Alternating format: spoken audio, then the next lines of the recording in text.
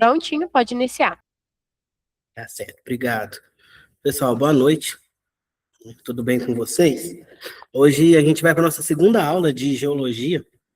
A gente vai falar um pouquinho sobre aquífero, intemperismo e formação do solo, né? Depois a gente vai ver um pouquinho mais sobre a dinâmica externa da Terra, né? Que é a parte que vem de fora, né? Que vai modificar o nosso relevo, o nosso planeta aí, só que vem de fora da Terra, né? Que é vento, chuva, tempestade de areia, né? Água, etc. A minha tela está aparecendo para vocês?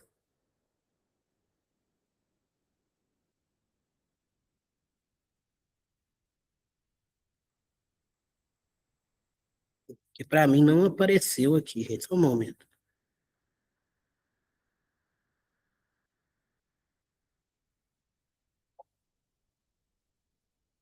Agora foi. Agora deve estar aparecendo para vocês, né? A gente vai falar, né, um pouquinho sobre aquífero, intemperismo e formação do solo, inicialmente. Depois a gente vai prosseguindo e vai falar, né, da parte, começar a dinâmica externa. Então, para iniciar, né, o que é aquífero? Não sei se vocês já ouviram falar essa palavra um pouquinho diferente, né, porém, né, muito usual. Existem muitos aquíferos, né, e a gente depende extremamente deles. Aquíferos, pessoal, são rochas que armazenam água né, em profundidade. Algumas rochas são permeáveis. O que significa isso? Elas deixam a água entrar e retém essa água ali dentro dessa rocha. Essa água que fica ali é a água subterrânea que a gente fala. Se eu furo um poço artesiano, por exemplo, esse poço ele vai ser perfurado em um local que tem um aquífero. O que é o aquífero?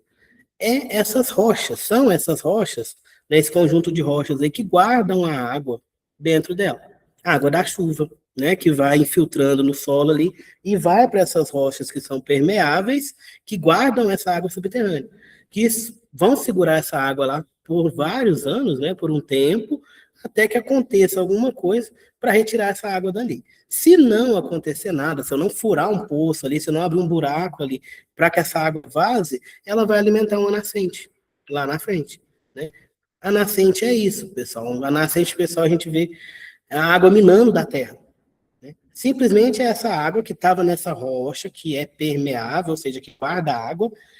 Essa água vai andando, porque vai a rocha sobrecarrega de água, ela precisa liberar essa água. A água vai caminhando até chegar num ponto, que é a nascente, que ela joga essa água para fora, para a superfície, né? Então, os aquíferos são extremamente importantes, né? Nós temos vários aquíferos no nosso país, né? E eles vão trazer para a gente aí nossos rios, né? Nossas nascentes que vão juntar ali, a gente vai falar de rio hoje também, vai juntar todos os pontos de água ali e vai se juntando, formando um rio que vai levar água, né, para várias regiões. Então, existem dois tipos de aquíferos, que é o aquífero contínuo e o descontínuo, né? O que é contínuo? Eu tenho espaços entre os grãos, né, dessa rocha e vai segurar a água ali por um longo tempo, né? É secundário, é primário, essa porosidade, ou seja, a porosidade da rocha. A rocha tem essa característica de ter espaços vazios entre elas que serão preenchidos por água, né? A maioria das rochas que vão ter essa característica são rochas sedimentares, né, que vão vir ali dos sedimentos. A gente falou um pouquinho de rocha na aula passada, do ciclo das rochas, lembrando que a rocha sedimentar é um monte de pedaços de rocha, sedimentos, que se juntam formando outra rocha. No momento que eles se juntam ali, fica um espacinho ou outro entre os poros. Então, esses espacinhos fica água, né? Então, o aquífero contínuo é aquele que é de uma rocha que é porosa, que é uma rocha que vai ser permeável. Porosa é que ela tem espaços entre os grãos, permeabilidade é a capacidade que ela tem de absorver a água. Uma rocha permeável, ela segura a água, né? Uma rocha impermeável, ela não vai ter esses poros vazios, então ela não vai segurar a água. Aí não vai ser um aquífero, ela não vai formar um aquífero. Ela ajuda na formação, que a gente vai ver, mas ela em si não vai ser o aquífero, O aquífero é o conjunto das rochas que guardam a água. Aquífero descontínuo são esses que não são rochas sedimentares, então não tem esses espaços entre os grãos naturalmente, né? Mas esses espaços podem acontecer devido a fraturas nessas rochas, cavidades, né? Ou uma dobra nessa rocha. Aí vai criar uma permeabilidade secundária, que não é da formação da rocha, é de algo que aconteceu depois. Mais difícil de ver, esses descontínuos, mas também são importantes, que eles ajudam ali na recarga da água subterrânea. Né? Que às vezes eu tenho uma rocha que é impermeável por cima, mas ela está rachada, né? Eu pego ali uma rocha ígnea, que ela é muito dura, né? Vai ser difícil da água passar por ela, porque ela quase não tem poros vazios. Mas ela está trincada, então a água passa por essa trinca e alimenta uma rocha sedimentar que pode estar debaixo ali, formando o aquífero. Certo? Então, ali os aquíferos contínuos versus os descontínuos, né? Os contínuos, né, serão ali, né, mais sedimentares.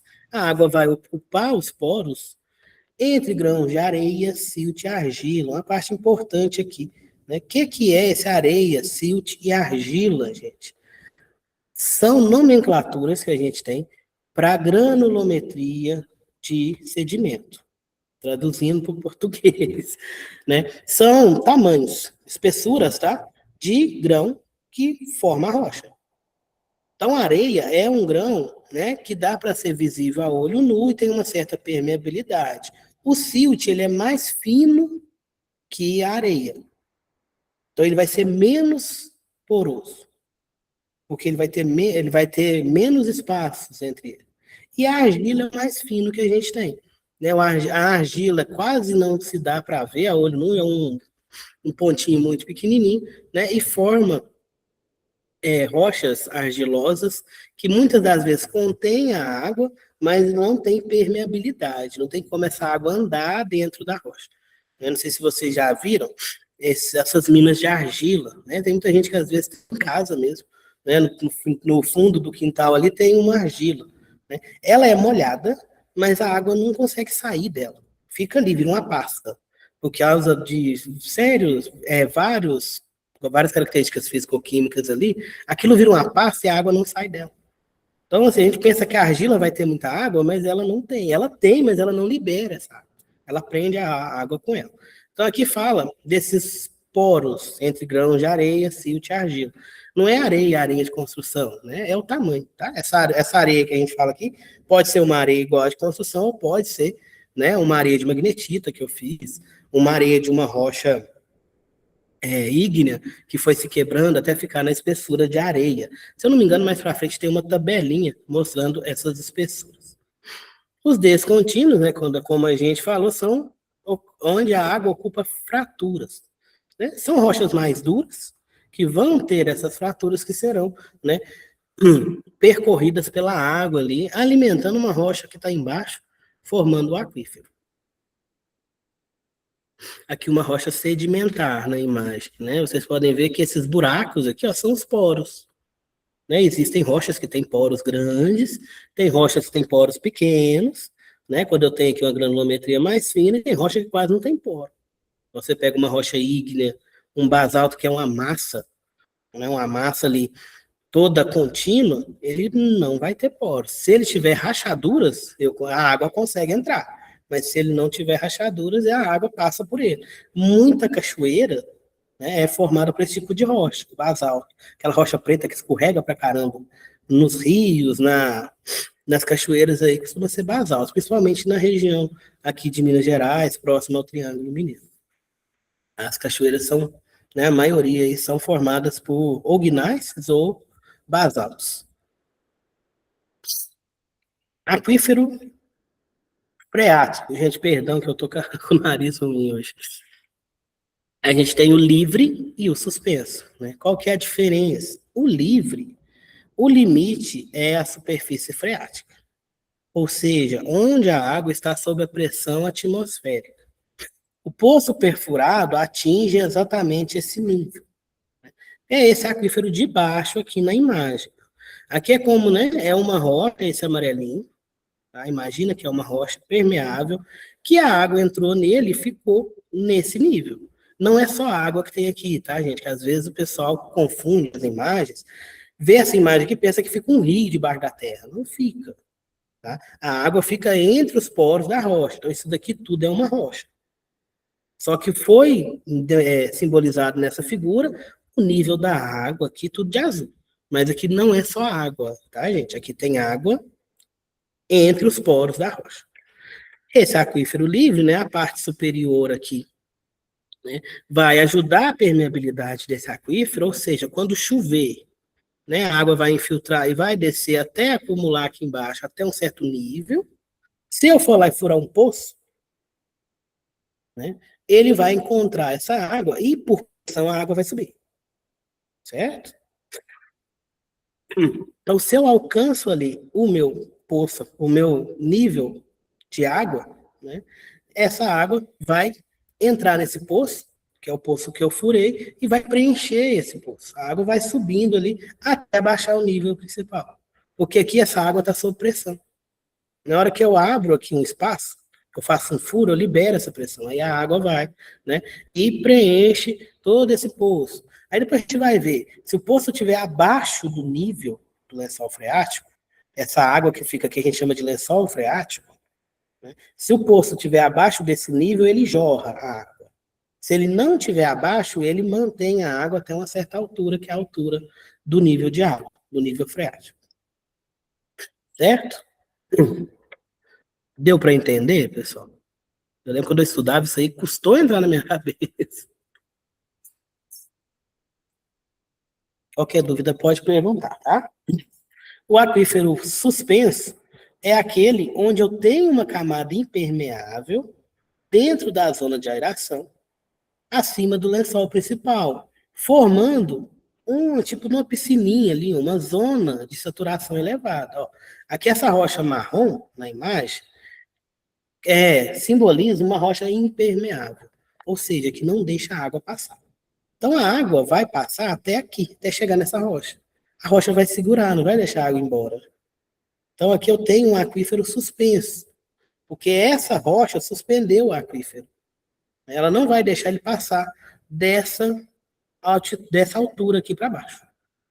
Então aí ele vai encher de água aqui, né, até um certo ponto. Se eu fizer um poço ali, a água vai passar, vai sair para esse poço. Se eu não fizer um poço, ela vai tender a caminhar na rocha que é permeável até chegar num ponto onde tem essa descarga, que costuma ser uma nascente de um rio. Ok? A gente vai ver aqui o aquífero, aqui, ele mesmo, confinado, né? Que é igual para vocês. Né? O aquífero é o conjunto de rochas, não é só a rocha permeável. A permeável, que é a que guarda a água, é a mais importante, senão ela não cria o aquífero. Mas eu preciso das impermeáveis para segurar essa água, não a água vai indo, vai indo, vai indo, vai embora, né? E não chega a lugar nenhum. Condições artesianas, né? Um aquífero confinado. O que é esse aquífero confinado? Né? É uma rocha que fica entre duas camadas impermeáveis. Ou seja, eu tenho uma rocha que não deixa entrar água, e embaixo dela eu tenho outra que não deixa entrar água. Em algum ponto eu vou ter recarga desse aquífero, eu vou ter ponto de alimentação, que nessa imagem aqui, ó, não sei se vocês conseguem ver o meu mouse, aqui é a alimentação. Essa rocha marrom, ela é impermeável, essa marrom mais escura. Né? Então ela não vai pegar água. Essa de cima aqui pode ou não ser permeável. Tá? Nesse caso dessa imagem, eles colocaram aqui um aquífero livre. Então essa de cima é permeável. Então, ela deixa passar água. Pode acontecer de eu ter uma rocha impermeável aqui. Aí, se eu tivesse essa cinza impermeável, o meu ponto de recarga ia ser nesse amarelinho, nesse mais claro. Somente aqui que eu teria um ponto de recarga. Aí o meu aquífero seria confinado, completamente confinado. Ok? Então aqui é onde fica a água, nessa rocha, que é uma rocha permeável. A questão dos poços, né?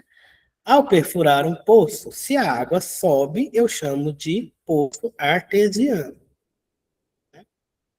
Se a pressão for alta o suficiente para a água jorrar, eu falo que é um poço artesiano jorrante. Isso vai depender do nível da água, do nível do lençol freático, do nível de água que tem aqui dentro, ou nível piezométrico, que é um ponto de pressão ali, né, onde eu tenho a carga de água. Então, depende de onde eu furo esse poço, para ele ser um artesiano simples ou para ele ser um artesiano jorrante, né? Se eu furar esse poço abaixo do nível freático ou do nível piezométrico, que é a mesma coisa, que aqui na imagem está nível freático, tá vendo? Está mostrando aqui na imagem que ele pega essa altura. Se o meu poço ficar abaixo desse nível, ele vai jorrar, né? Porque a água, né, é a pressão da água. A água vai tender a entrar nele, ele não vai se portar e vai jorrar água para cima. Até esse lençol baixar. Que esse nível aqui, gente, ele vai baixando. Eu vou tirando a água, ele vai abaixando. Não choveu, eu não tenho recarga, ele vai secando, ele vai abaixando, né? E ele também aumenta. Choveu demais, ele sobe. É igual quando tem a cheia do rio, né? Por que tem a cheia do rio? Porque os aquíferos se sobrecarregam de água, joga a água para a nascente, junta a água da chuva e vai virando aquele tanto de água, você tem a cheia. E na época que não chove, né, você tem a regressão dessa água. Porque vai ter regressão no aquífero, vai ter regressão em tudo, não vai ter chuva para recarregar, aí o nível acaba baixando, certo? Então, o artesiano é quando eu for abaixo do nível, o artesiano jorrante, né, ele vai jorrar a água para cima, e o artesiano comum não vai jorrar. A água vai ficar aqui, ó, na altura do meu nível freático e não vai passar dele. Não vai subir mais. Aí, se eu for pegar a água dele, ou eu vou usar uma bomba, né, para bombear essa água, ou eu vou pegar dependendo do tamanho, né, um balde lá e pegar essa água. Eu vou ter que puxar a água para cima, ela não vai sozinha. Ok? Continuando. Né? Então, essa questão de aquífero, vocês entenderam? Que agora a gente já vai para intemperismo. Beleza. Então, essas são as condições dos aquíferos. Os aquíferos, pessoal, são muito importantes para a vegetação, para o clima da região, para a fauna da região também, né? Porque vai estar ligado a ele, né, os tipos de vegetais que vão crescer ali, as árvores que vão conseguir crescer naquele local, que aí vai depender do tempo que ele fica recarregado, o tempo que ele demora para recarregar, isso vai depender de região, de rocha, de clima, né? Então, tem vários fatores aí. Vocês, né, que vão trabalhar com geologia, vão trabalhar com mineração, a gente precisa vigiar o tempo inteiro esse nível de água. Porque essa água dentro da rocha, ela acaba criando fraqueza na rocha, né? Ela vai deixando a rocha mais fraca. Isso daí pode me gerar o quê? Deslizamento. Todo ano chove, quando começa a época de chuva lá no Rio de Janeiro, desliza tudo, cai tudo, né? Porque as rochas são permeáveis, né? Elas se sobrecarregam de água, então elas ficam mais pesadas, que aqui está cheio de material, né, da terra ali, da rocha, mais água, e como lá está tudo descampado, né, e é um morro, né, são morros lá, o relevo lá é bem, né, íngreme, eu não tenho vegetação para ajudar a segurar esse solo, a água leva embora. A chuva pega e leva embora, né? Então, na geologia, a gente tem que tomar muito cuidado com isso. Porque a gente precisa manter as rochas estáveis, seja para construir uma mina, seja para construir uma estrada, né? Seja para fazer uma casa. Eu preciso ter estabilidade na minha rocha, no meu solo. E a questão da água, né? Ela vai ser muito importante e vai, né, influenciar bastante nessa questão estrutural. Na mineração, na mina, eu preciso abaixar esse nível aqui, porque senão inunda a minha mina, né? Então, tem mina aí, gente, que fecha, porque não consegue deixar esse nível de água baixo. Porque eu não posso ter na minha mina de mineração, uma lagoa dentro dela. Porque ali eu vou rodar caminhão, vou rodar escavadeira, pessoas, né? Então eu tenho que manter uma estabilidade ali. Então, essa questão da água, né? A gente fala da hidrogeologia, é importantíssima para a área da mineração. porque eu preciso manter esse nível freático baixo para não interromper minha atividade, ao mesmo tempo que eu não posso secar completamente o local, porque senão eu acabo matando todas as plantinhas daqui da região. Então a gente trabalha no limite. Né? Trabalhar com hidrogeologia, você mede isso aqui todo dia. Quando eu fiz o meu estágio, meu segundo estágio da mineração, eu fiquei fazendo isso, medindo nível de água. Todo dia eu tinha que medir. Eu não lembro quantos pontos, acho que era 20 e poucos pontos na mina, para ver se o nível estava subindo ou baixando. Aí a gente tinha ali, a gente chama de INA, que é um instrumento de nível de água. Né? É uma tubulação perfurada que a gente coloca. Né? A tubulação deve ser ali de umas 10 polegadas, não chega a 10, não, umas 5 polegadas mais ou menos, perfurada, que ela recebe essa água, ele fica soterrado ali, e você mede o nível. Né? Tem um equipamento que você joga ali, uma reguinha, né? Tipo uma trena, você joga lá na ponta dela, ele tem um sensor, que quando ele encontra com a água, ele apita e você vê quantos metros que deu. O meu estágio da minha parte aí de mina foi tudo isso daí, foi na parte de hidrogeologia. Então eu tinha que medir, né? Não ia sozinho, logicamente, a gente media todos os pontos da mina todo dia, fazia um mapa todo dia de onde estava o nível, se precisava bombear, precisava fazer alguma coisa, se ia precisar de interromper alguma frente ali de serviço por causa da água, se tinha perigo da água subir. Né? E inclusive tinha áreas já inundadas na mina que eu trabalhei. Né? A gente tinha que ir lá no meio da lama lá para fazer a medição, já tinha umas lagoinhas lá dentro. Agora vamos, então, para a parte do intemperismo. A gente começou a falar na última aula, quando eu falei de ciclo das rochas, né? Porque o intemperismo ele faz parte. O intemperismo é o quê? São os processos que a rocha passa, físico, químico, biológico, né? Que vai causando ali a quebra dela, a destruição dessa rocha, formando sedimentos que vão, né, lá na frente juntar e formar outra rocha, igual a gente viu no ciclo das rochas. Né? O resultado é a formação de um tipo de material que a gente chama de regolito, que é um manto de alteração, que é aquela parte superior, que tem gente que chama de solo, né? Aquela parte superior ali. E esse material, ou ele pode ser transportado, ou ele pode se compactar no local ali, formando posteriormente rochas sedimentares. Então, o temperismo é tudo que altere a minha rocha. Né? Fisicamente, principalmente, quimicamente é mais difícil, mas tem também, biologicamente. Essas alterações eles são intemperismo. Intemperismo, gente, é externo. Tá? Então, eu tenho os agentes de intemperismo, diferente do metamorfismo. Tá? Por exemplo, pressão, né? Uma alta pressão na rocha ali é metamorfismo, não vai ser intemperismo.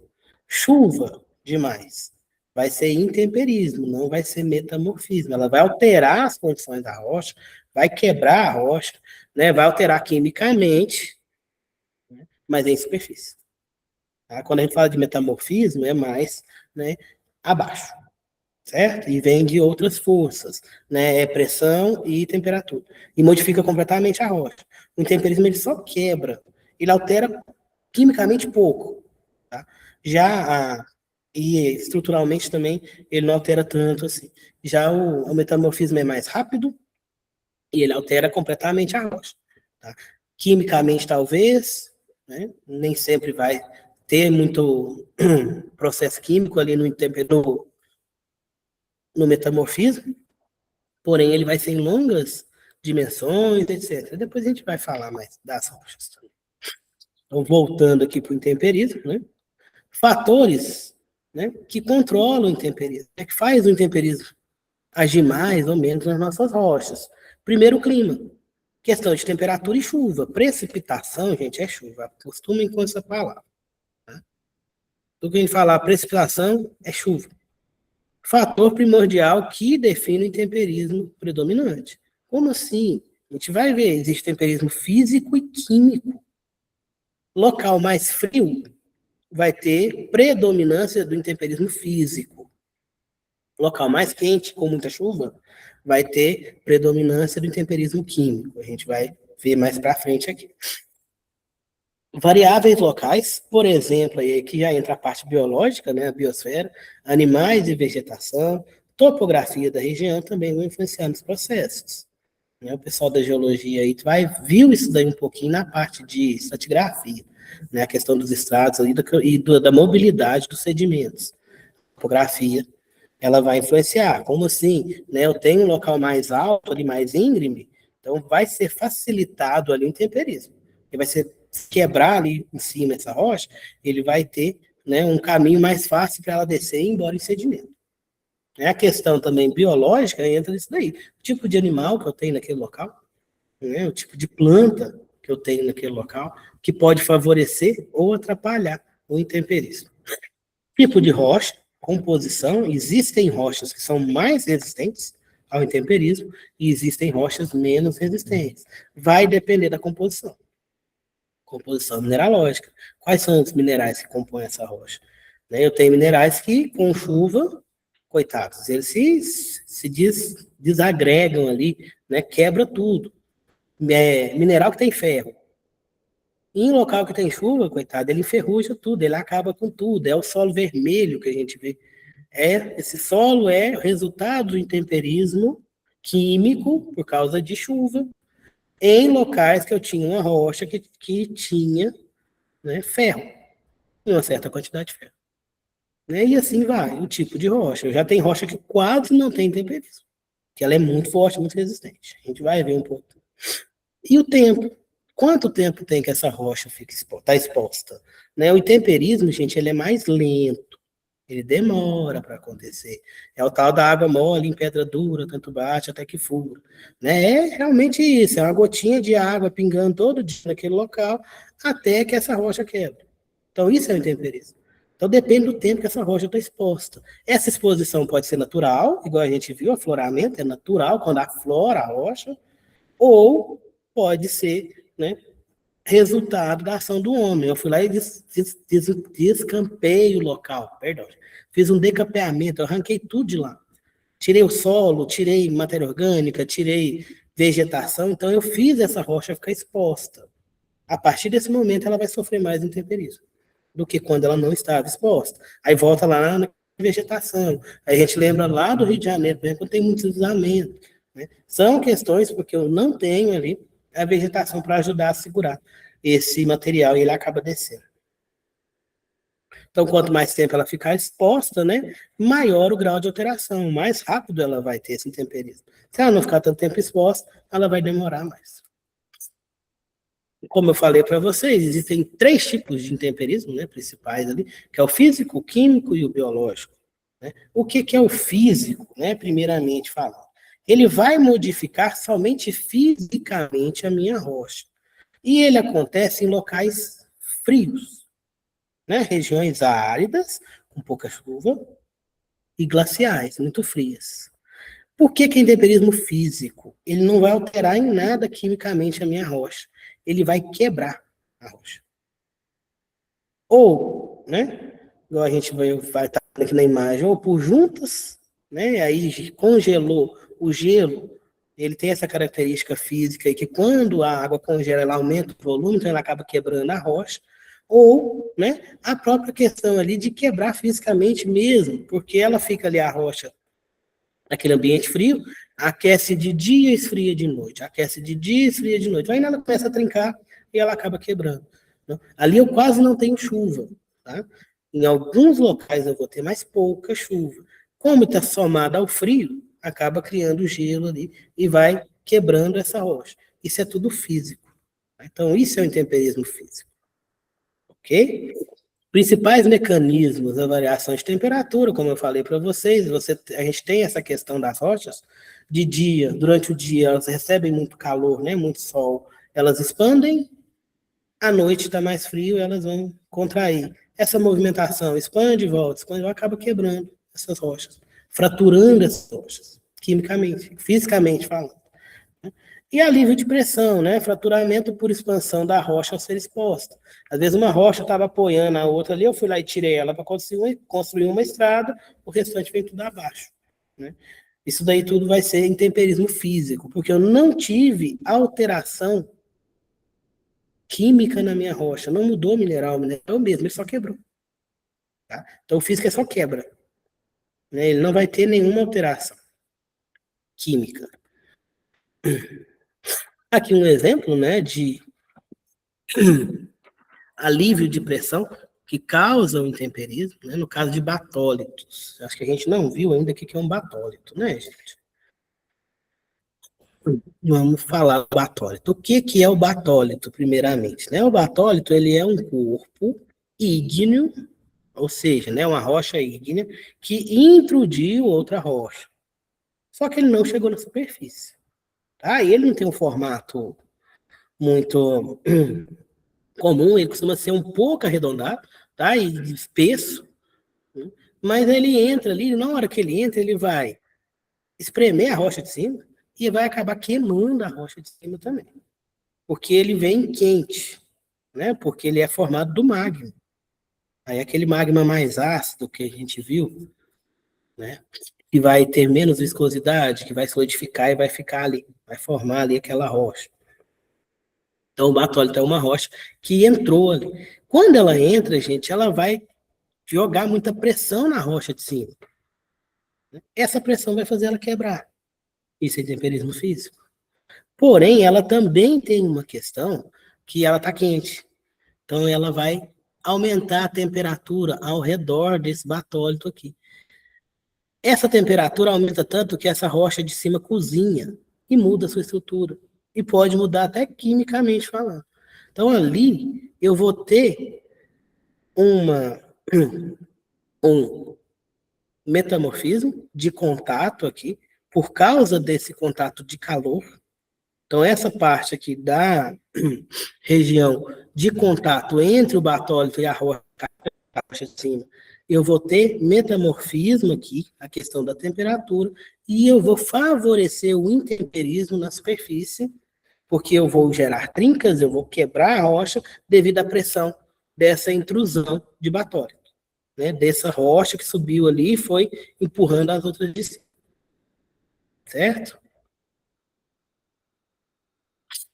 Intemperismo químico e biológico. O químico, né, como o nome já fala, eu vou ter alteração química. Né? O que é essa alteração? Né? Eu vou ter ali, primeiro, presença de água, e essa água ela vai interagir com os meus minerais. Ela pode dissolver alguns minerais, ela pode lixiviar alguns minerais, ela pode oxidar alguns minerais, mudando ali a parte química dele, transformando talvez esse mineral em outro, que é o que acontece muito com os minerais de ferro, por exemplo. Eles vão sendo oxidados, aí ali a minha hematita, que é o minério de ferro, se torna uma limonita, que é um mineral que foi intemperizado, já perdeu quase que todo o ferro dela por isso, por oxidação, e se tornou outro mineral, tá? Por causa do intemperismo químico. Então, o intemperismo químico vai ser em locais quentes, com muita chuva.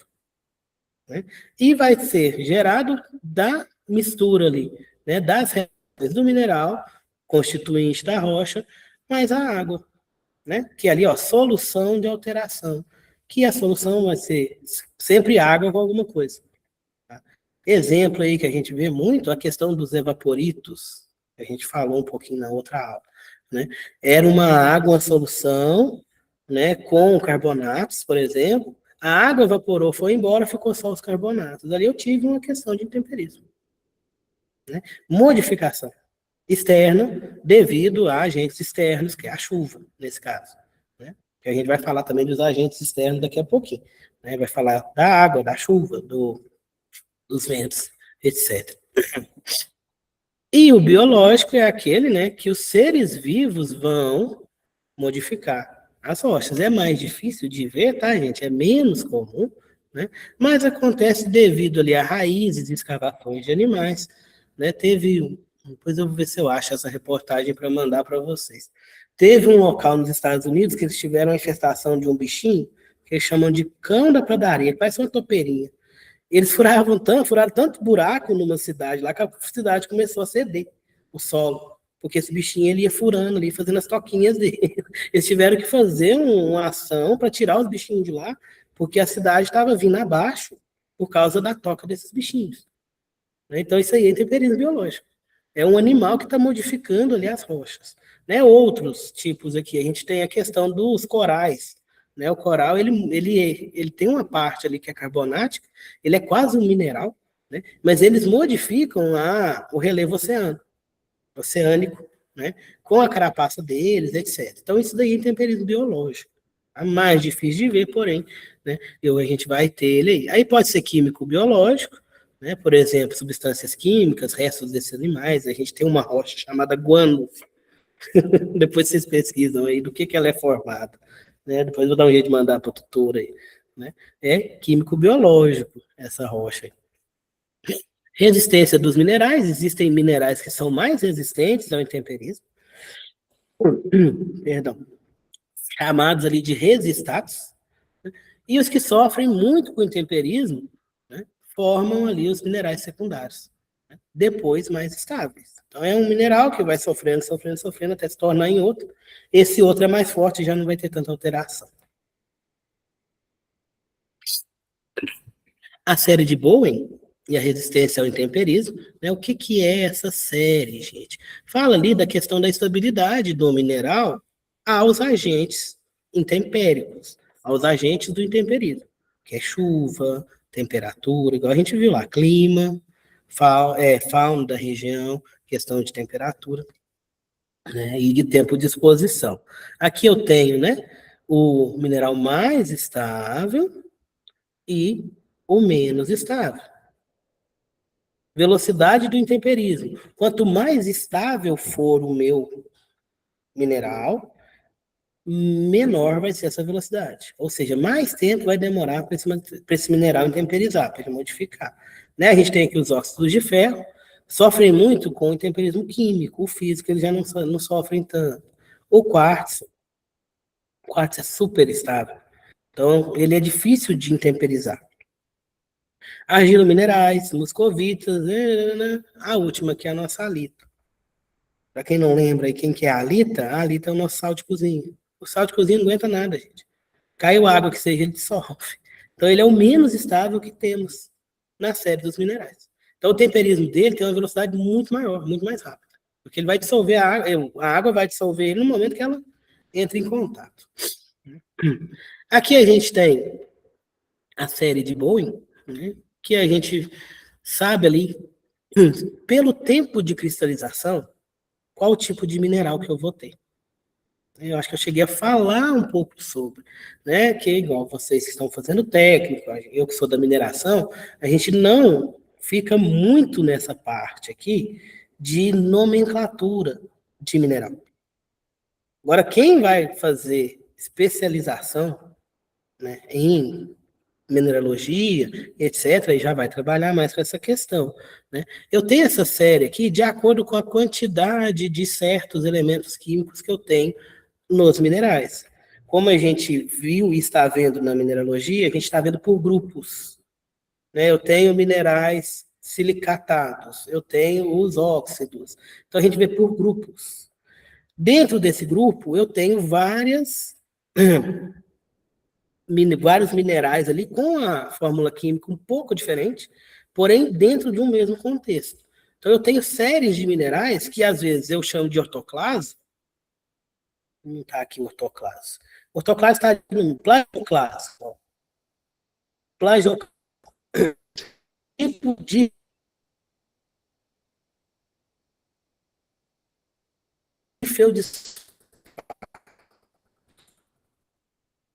Então eu pego esse mineral aqui, ó, eu tenho uma série.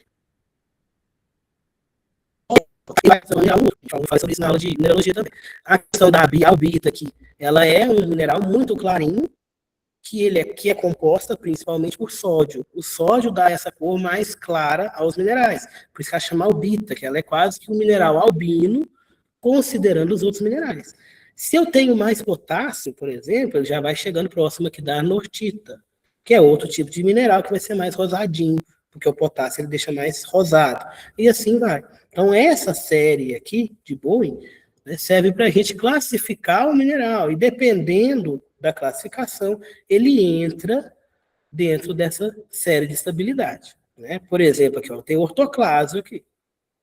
Ah, qual deles? Aí eu tenho que ver. Ele está mais próximo da muscovita ou ele está mais próximo do anfibólio? E assim vai, tá? Que aí eu tenho os graus ali de acordo com a química desse mineral, a composição química desse mineral. Aí já é mais, né, específico aqui. A gente não vai focar tanto aqui, porque senão a gente não consegue ver o restante do conteúdo. Uma parte importante, quanto mais tarde o mineral cristaliza, mais resistente ele é ao intemperismo. Então, enquanto estão cristalizando ali, o que demora mais a cristalizar é o que vai ser mais resistente. Porque os que eram menos resistentes já se cristalizaram e foram embora. Do intemperismo ao solo, né? O que tem a ver uma coisa com a outra? Tudo a ver, pessoal. Porque o solo, o que é o solo, gente?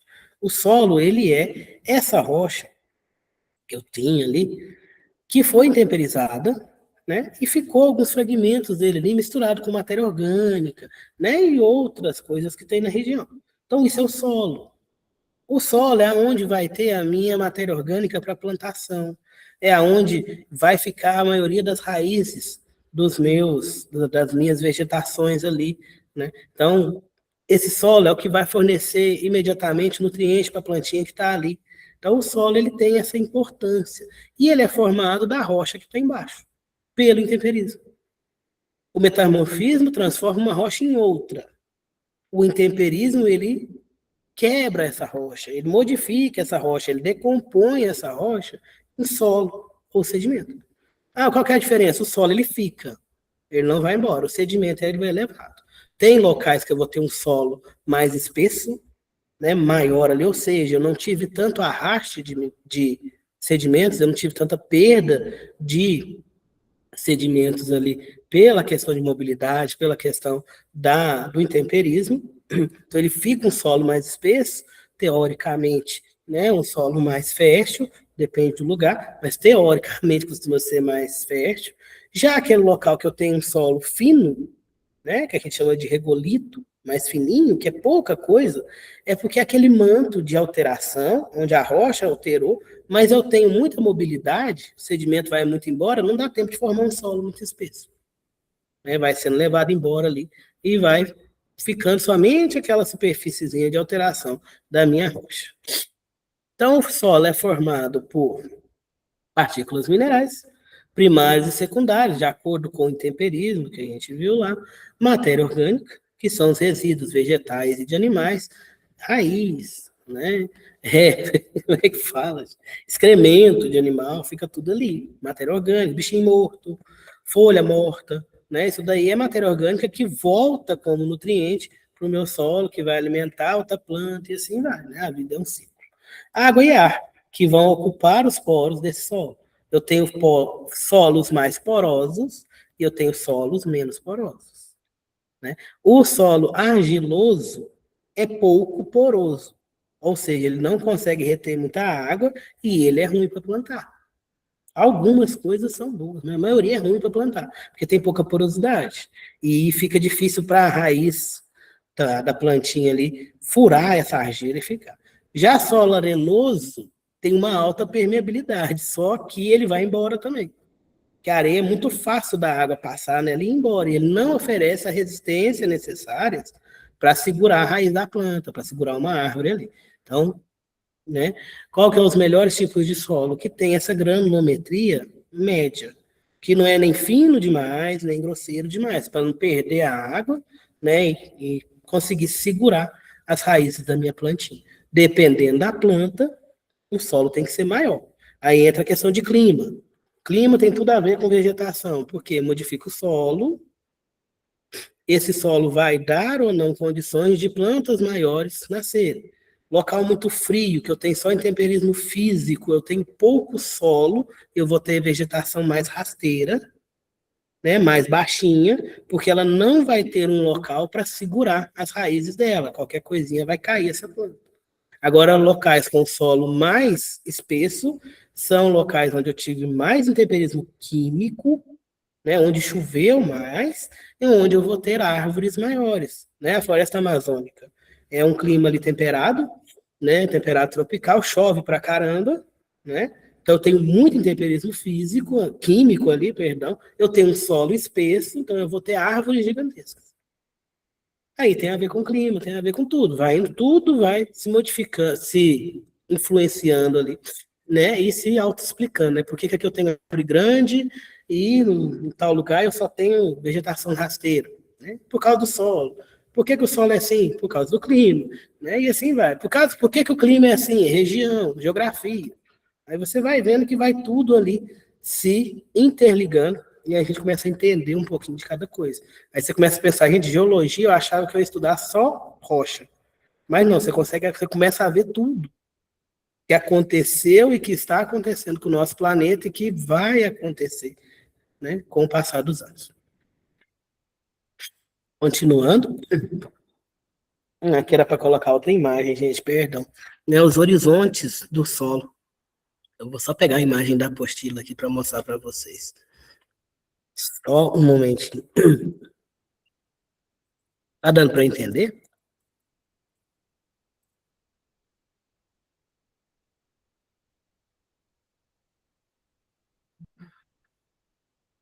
Beleza. Só um momentinho que eu vou abrir aqui em outra tela. Um horizonte A, o B, A, B, C, D. Esse aqui é bom.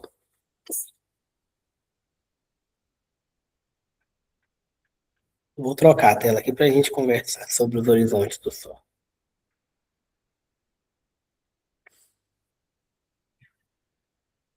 Essa imagem está melhor. Vou aumentar ela um pouco. Se aumentar ela demais, ela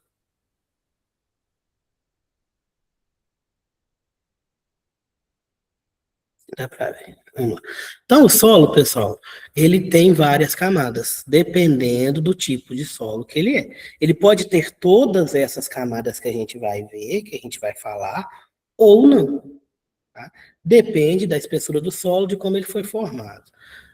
A primeira camada aqui, que a gente chama de horizonte O, né, é onde eu tenho a matéria orgânica em decomposição. Aqui eu vou ter minerais, né, mais matéria orgânica, mais raiz de árvore, mais bichinho morto, mais, né, várias outras coisas ali que alteram esse material e deixam ele fértil, né, porque o bichinho que morreu ali, ele vai deixar nutriente para a plantinha crescer. Então, essa matéria orgânica nem sempre vai estar presente nos solos. Por exemplo, aí um local onde eu quase não tenho vegetação, quase não tenho animais no local, é um local mais seco, mais árido, né? Venta pra caramba. Eu não vou ter matéria orgânica nesse solo. Eu vou ter pouquíssima se eu tiver. Porque ele não fixa, certo? Abaixo do horizonte O, ou, né, a matéria orgânica, aqui a gente tem o horizonte A, que eu tenho uma mistura de minerais com um pouquinho da matéria orgânica que sobrou no meu horizonte O. Essa transição aí, gente, ela é uma transição leve, né? Não é assim, igual tá na imagem ali, né? Você separa direitinho, não, é mais difícil, tá? Eu tenho uma zona de contato ali onde é difícil medir aonde começa um e começa outro. Então, o horizonte A ali é onde vai ficar as raízes das plantas mais rasteiras. Né? Abaixo do horizonte A, eu vou ter o horizonte B, que é o acúmulo de argila e minerais só. Aqui eu já não tenho matéria orgânica. O horizonte C, ele é aquele contato entre esse horizonte B, que são os minerais que foram se fragmentando com a ação do intemperismo, mais o contato da rocha, que é a rocha que a gente chama de rocha-mãe, né? Rocha fresca, ou rocha. Sumiu o nome, que tem vários nomes, tá, gente? Depois eu lembro outro nome, que é rocha-mãe, rocha fresca, tem um outro nome, eu acho que é proveniente, um negócio assim. Depois eu lembro o nome e passo para vocês. Então tem essa rocha parcialmente temperizada, né? É ali aquele contato entre o horizonte B e a rocha, onde fica aqueles pedacinhos de rocha mesmo. Abaixo eu tenho a rocha fresca, ou rocha-mãe, né? Ou algumas literaturas, aí, igual a da apostila de vocês, traz como rocha fresca. Ah, rocha-mãe, rocha fresca, rocha primária, lembrei. Rocha primária, tudo é a mesma coisa. É a rocha que não sofreu intemperismo ainda. Então, ela é uma camada. Às vezes, o meu solo só tem essa camada, que é uma rocha que aflorou ali. Então, vai ter somente a rocha fresca. Ou ele vai ter só o horizonte C e essa rocha, né? Porque não vai dar tempo de formar o solo. Aí vai depender, tá, gente? Então, depende do local, depende da composição química dos minerais daquela região, tá? Da questão de agentes intemperizantes, se eu tenho muito vento, se eu tenho muita chuva. Então vai depender disso daí tudo para eu saber qual que é o solo. Eu tenho tipos de solo mais adequado para cada tipo de cultura, né? Para cada tipo de plantação, mas hoje em dia com a agricultura de precisão, né, a gente consegue entregar os nutrientes que o solo precisa, quase todo o solo a gente consegue plantar.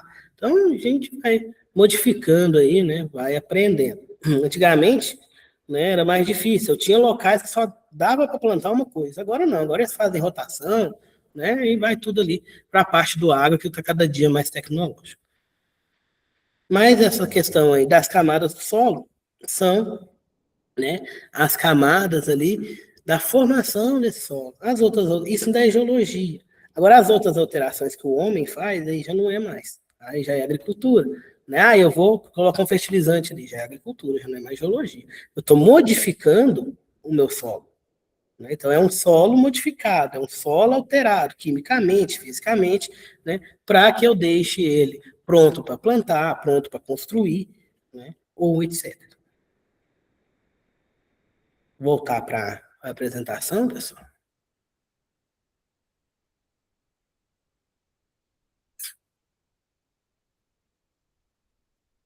Eu vou colocar aquela imagem aqui antes de enviar para vocês, tá? O slide. Continuando, só um momento.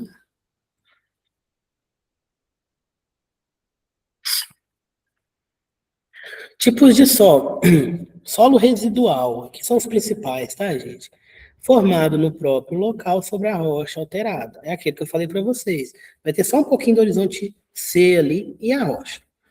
Coluvional é aquele que é formado de material que veio de outros locais.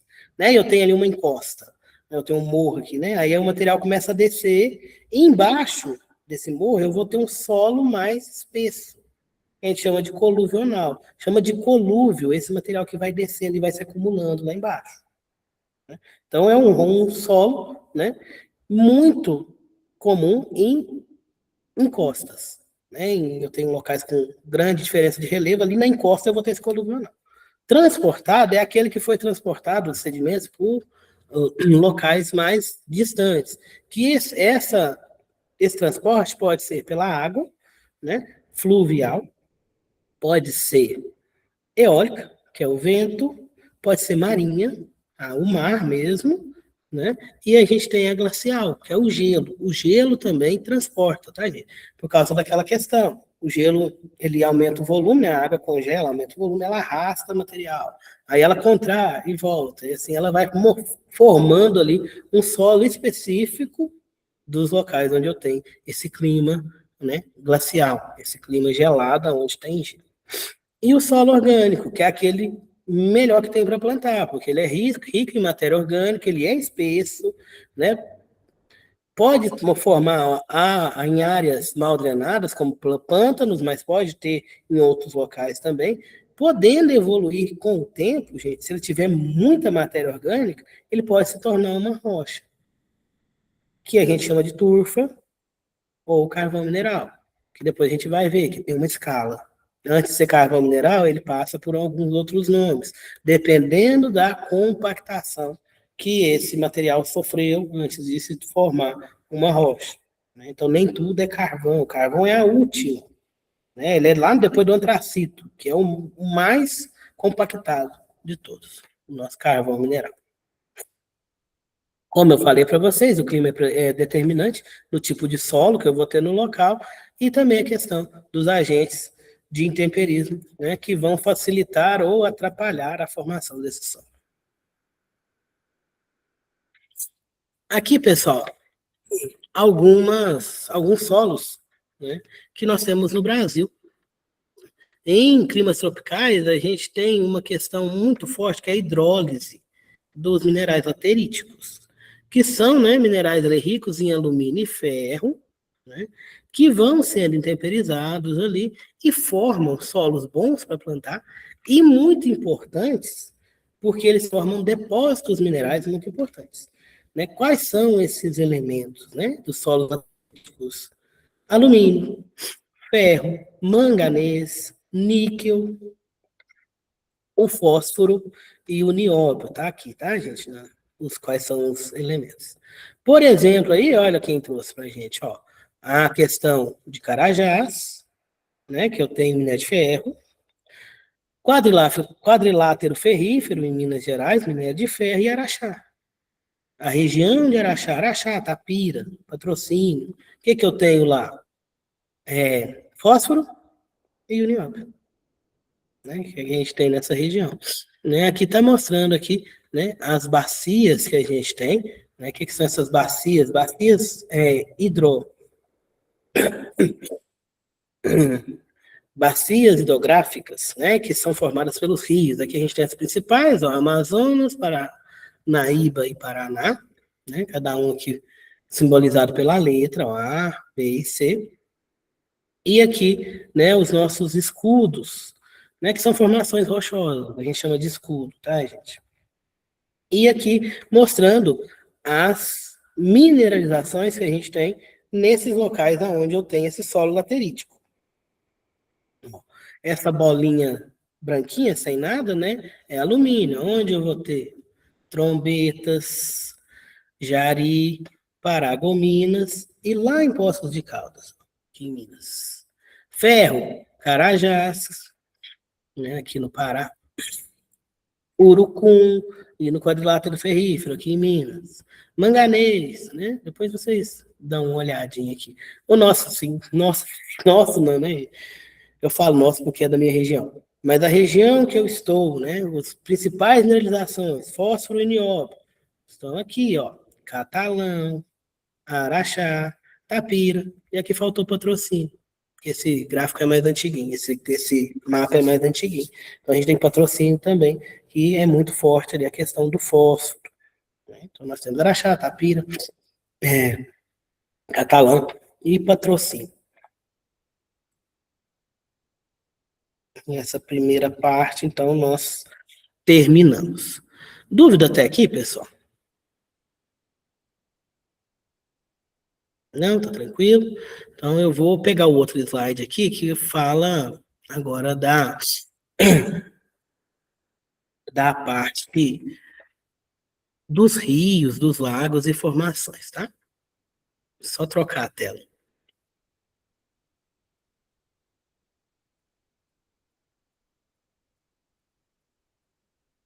Só um momento.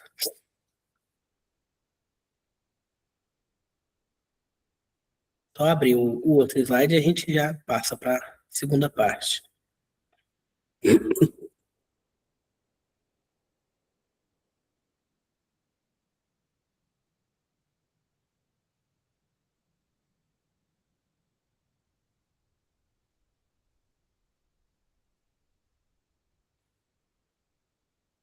Biologia.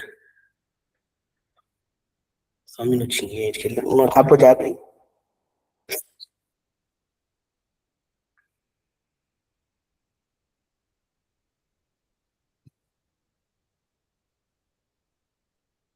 Vai.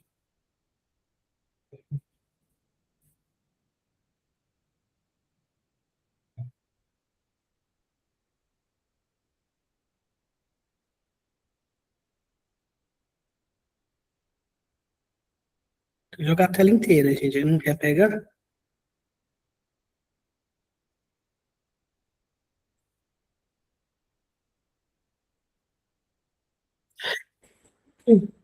Perdão.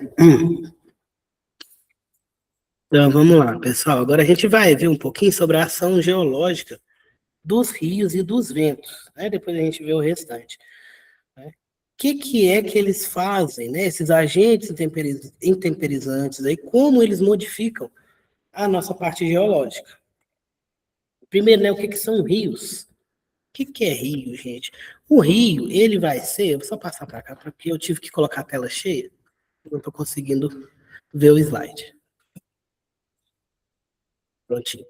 Então, o rio, pessoal, ele é o quê? Ele é um curso de água doce, tá? Não existe rio salgado, tá? Então, cursos de água doce com fluxo permanente ou sazonal.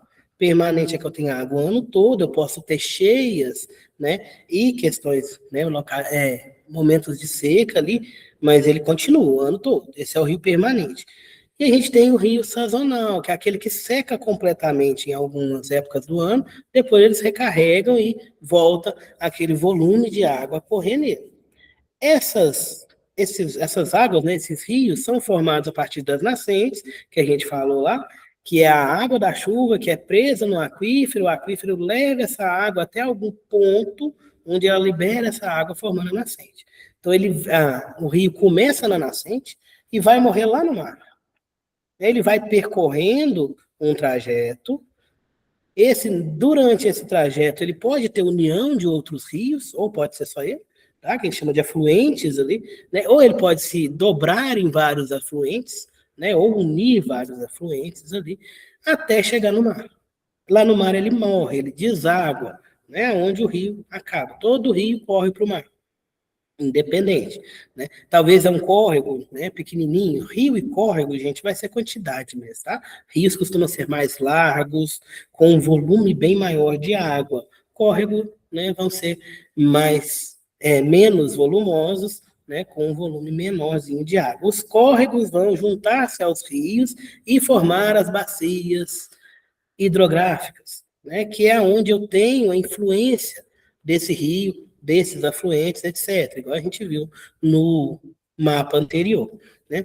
Cada rio vai possuir, assim como a sua bacia hidrográfica, que é o que ele alimenta ali com a sua água, ele também tem sua bacia de drenagem, né? Que é aonde ele é alimentado pelo aquífero, que vai ser suas nascentes. Né? Igual a gente tem o Rio Francisco, que é um rio importantíssimo. Ele nasce em Minas Gerais e ele percorre vários estados brasileiros antes de chegar no mar. Aqui ele é uma nascentezinha em Minas Gerais. Né? Onde ele deságua, ele é gigantesco, porque ele vai recebendo, né, vários afluentes que vão se juntando a ele ali, levando essa água até chegar no mar. O que isso tem a ver com a geologia? A água é um agente intemperizante, um agente geológico muito forte, né, que altera muito as regiões, as rochas, quebram elas demais, levam elas para longe. Esse percurso que o rio faz, ele está sempre carregando minerais, fragmentos, sedimentos com ele, né? E esse trajeto que ele faz, ele vai, né, em alguns locais, ele vai fazendo ali a decomposição do local, e outro ele vai construindo. Então, ele destrói e constrói. A gente vai ver, igual nessa imagem aqui, a gente tem um rio com várias curvas. Essas curvas são naturais. Né? Por que elas se formam, gente? Vem a água com a pressão, né, com uma certa velocidade, e ela tende a bater na encosta aqui e ir derrubando essa encosta. De um lado ele derruba, de um lado ele erode, que a gente fala, do outro ele constrói, ele deposita. Porque ao mesmo tempo que ele está batendo aqui e destruindo o material que está aqui ao redor, ele tem material nele que ele começa a depositar do outro lado. Aí faz essas curvas, né, que são os rios sinuosos que a gente fala, são rios cheios de curvas. Quanto maior a velocidade da água, mais sinuoso vai ser esse rio. Então, mais ambientes de deposição e de destruição eu vou ter nesse local, nesse rio. A gente vai ver que essas curvinhas a gente chama de meandro. De vez em quando, alguns rios abandonam meandros, né? Porque fica muito difícil para a água ficar fazendo esse trajeto, ela pega um trajeto mais fácil, ela faz um corte direto aqui. Aí ela abandona essa parte do rio, que é um meandro que forma um laguinho. Né? O lago ele não tem alimentação de, de nascente, etc. Ele vai ser alimentado somente por água da chuva, que pode ter sido formado por um pedaço do rio que foi esquecido e mesmo, né? Que é a questão do meandro aqui, da nossa curvinha do rio. Você já deve ter ouvido falar também, né? Outro ditado que o pessoal usa muito é o tal da curva de rio. Né? O que acontece com essa curva de rio? Né? É aonde vem muito material na água, e ela descarrega essa água aqui, né? Então, descarrega essa água, esse material, perdão, né? E a água vai indo embora, deixando tudo que estava nela ali, nesse local, que é a tal da curva de rio. Tudo de ruim que estava, tudo de bom, ela deixa ali e continua o caminho dele, né? Então, no ditado popular, aí é local onde eu tenho de tudo, a curva de rio, né? Eu vou ter uma mistura louca ali, porque tudo que estava passou e ficou naquele lugar. A importância dos rios, né? Para nós, para o planeta, para todos os animais e vegetais, né? Para nós, transporte e energia, né? Transporte através da navegação. Muitos estados brasileiros aí têm uma rede fluvial bem grande e boa para transportar, né? Geração de energia elétrica, né? Através das hidrelétricas que a gente tem. Recursos minerais, tem depósitos que são mais propícios de acontecer em locais, né?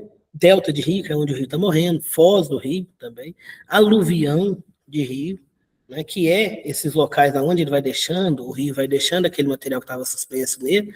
Exemplo aí, questão de metais pesados, o ouro, diamante, vai tudo para esses locais, né? O rio vai levando, a água vai levando o material, e o material mais denso, ele vai depositar ele em algum lugar e não vai levar ele para muito longe, porque ele não dá conta, ele vai perdendo a força. Então, aonde ele deixa, ele deposita, vira um depósito mineral, né? Que é onde vem o garimpo lá, a questão do ouro, a questão do diamante, né? Os garimpos aqui no Brasil eram mais, né, em rios, hoje ainda permanecem em rios, né, para retirada desse ouro, desses minerais, desses diamantes, dessas pedras preciosas que se juntavam em aluvião de rio, em depósitos ali próximo ao rio que ele foi depositando, porque ele já não tinha mais força para levar esses minerais junto com ele. Água e alimento, né? Fonte de água potável para a gente, para os animais, água para irrigação e também para a pesca, né? A pesca é bem importante em algumas regiões, né? Mesmo sendo com peixes de água doce.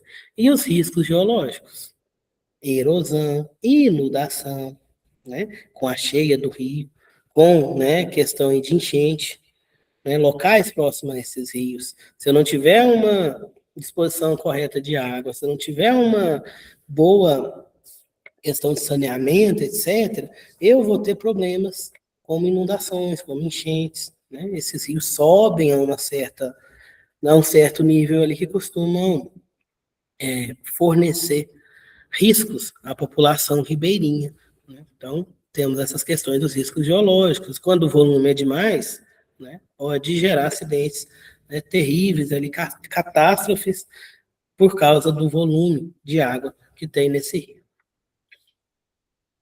Eixo e gradiente do rio, né, que são algumas definições importantes. O que é o eixo do rio, gente?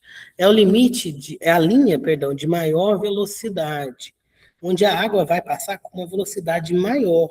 Ela fica mais ou menos no meio, ó, 2/3 acima do leito. Leito é essa parte de baixo, tá, gente? Então, 2/3 acima, vai ficar mais ou menos aqui, ó.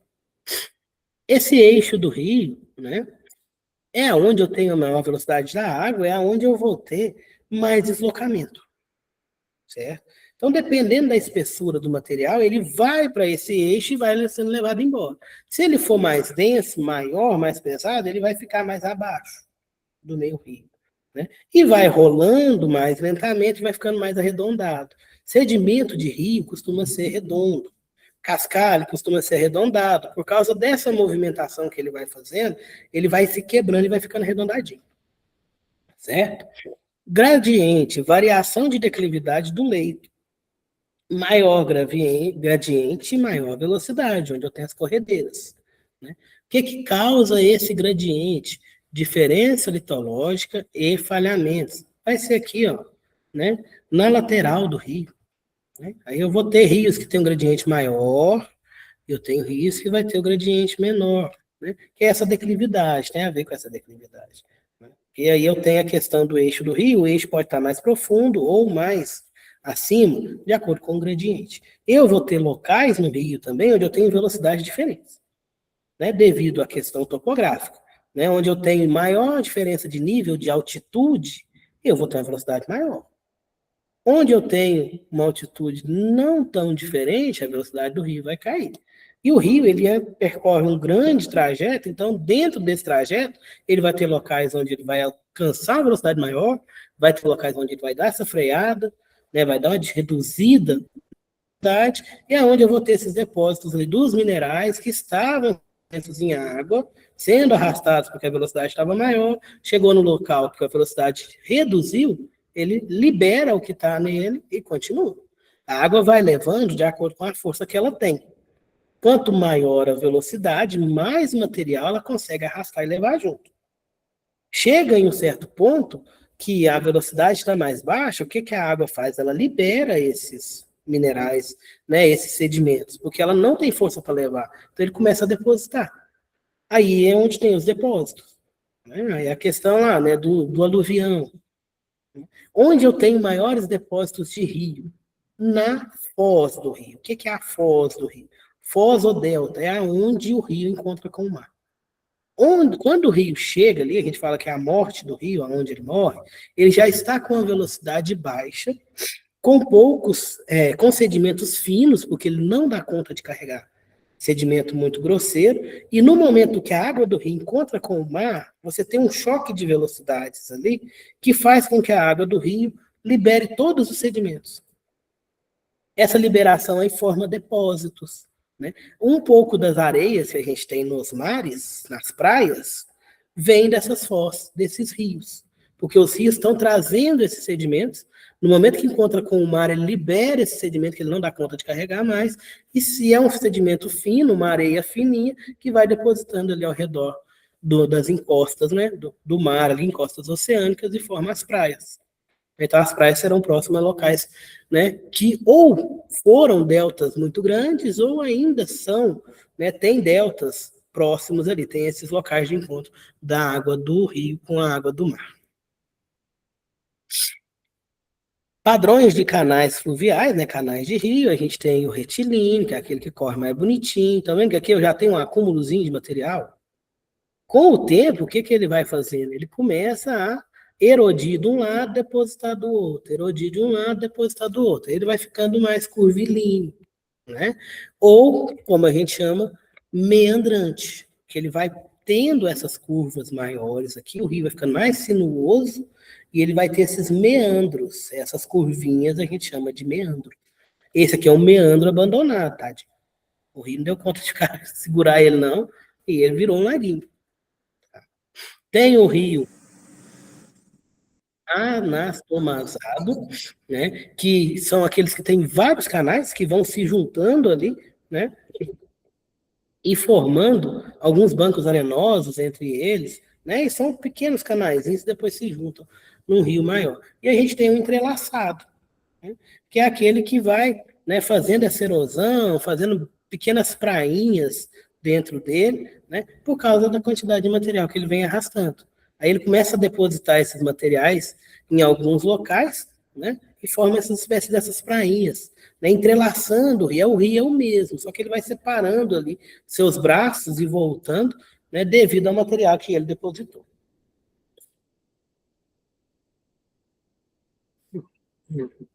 Para finalizar essa parte, pessoal, a erosão fluvial, né?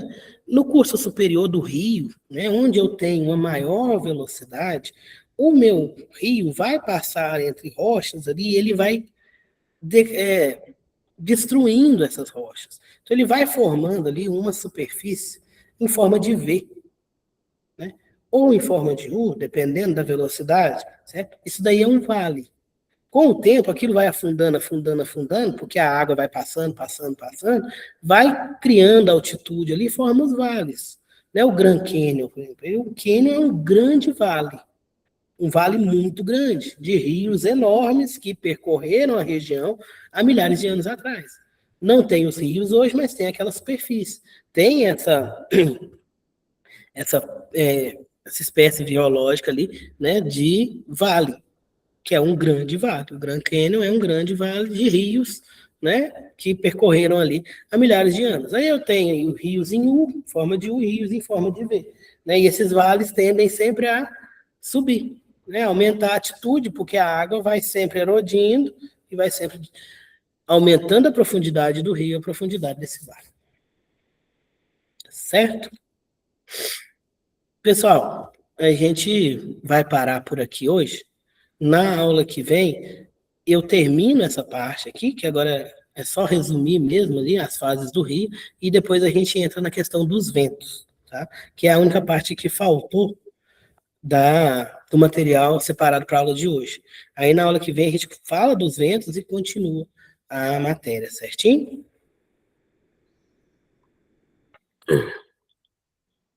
Agradeço vocês aí pela companhia, pela aula. Qualquer dúvida, estou à disposição e vou encaminhar os 2 slides para a tutora de vocês, tá bom? Muito obrigado, gente. Desculpa encerrar um pouquinho antes, é porque minha voz já está indo embora. E daqui a pouco. Você tá rateando, hein, professor? Tava sentindo, hein? Não, tá difícil. Ainda, a minha água já acabou aqui. É o desgaste, tá certo. Uma boa noite pro senhor aí. Fica com Deus, boa noite Boa para noite, todo mundo. obrigado. Até a próxima aula. Amanhã tem aula de novo, eu acho. Joia. Até mais, gente. Mas